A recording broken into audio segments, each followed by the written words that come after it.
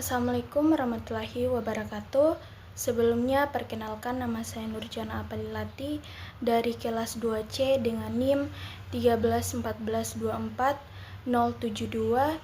Baiklah, saya akan mempresentasikan makalah yaitu Hukum Islam dan Masalah Kontemporer, Pajak, Fikih Lingkungan.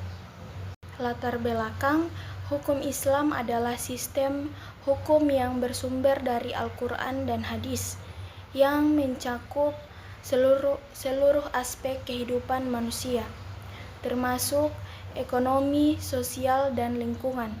Di tengah perkembangan zaman yang semakin pesat, umat Islam dihadapkan pada berbagai masalah kontemporer yang membutuhkan penyesuaian penerapan hukum Islam agar tetap relevan dan sesuai dengan kondisi saat ini.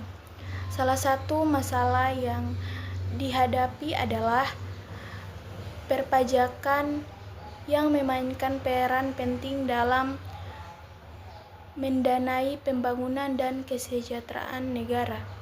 Rumusan masalah yang pertama, bagaimana perspektif hukum Islam terhadap pajak dan penerapannya dalam kehidupan kontemporer. Yang kedua, apa saja prinsip-prinsip fikih lingkungan dalam Islam dan bagaimana penerapannya dalam menghadapi krisis lingkungan saat ini.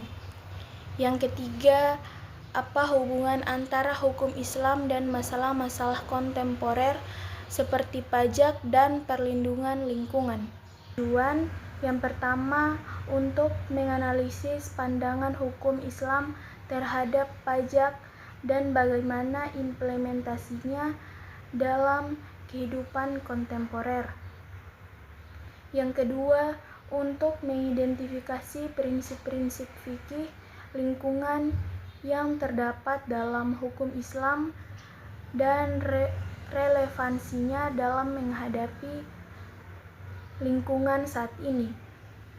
Yang ketiga, untuk memberikan pemahaman tentang bagaimana hukum Islam dapat menjadi solusi bagi masalah kontemporer yang dihadapi umat Muslim dalam kehidupan sehari-hari.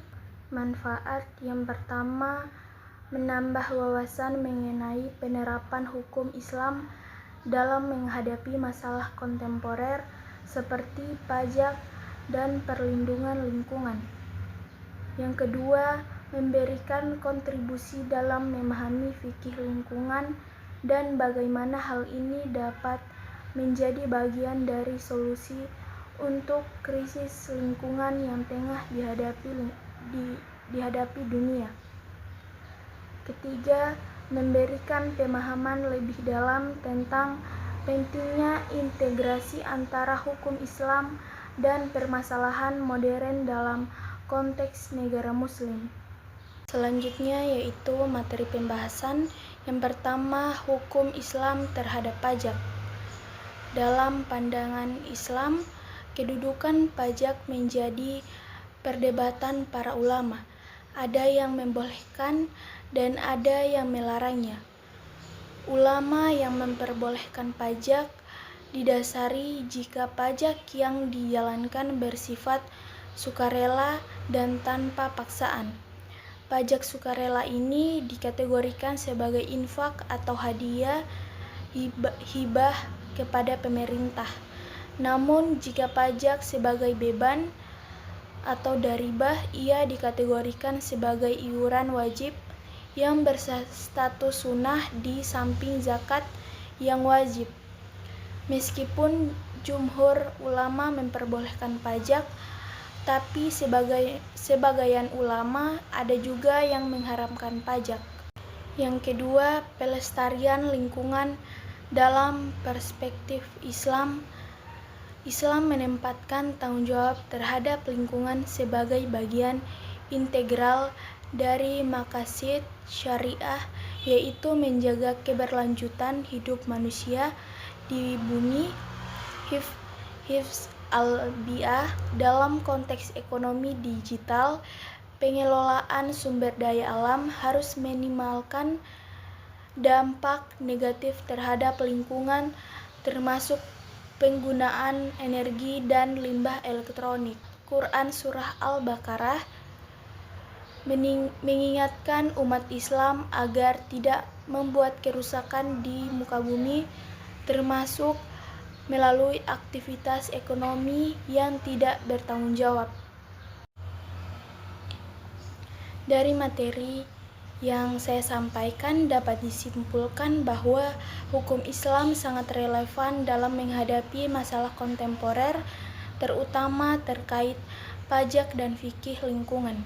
Pajak dalam perspektif Islam dapat dilihat sebagai kewajiban sosial yang mendukung kesejahteraan masyarakat, di mana prinsip zakat dapat diintegrasikan sebagai alternatif untuk mencapai keadilan dan pemerataan kekayaan. Di sisi lain, fikih lingkungan menekankan tanggung jawab umat Islam untuk menjaga kelestarian alam sebagai amanah dari Allah Subhanahu wa taala dengan pengelolaan sumber daya alam yang berkelanjutan.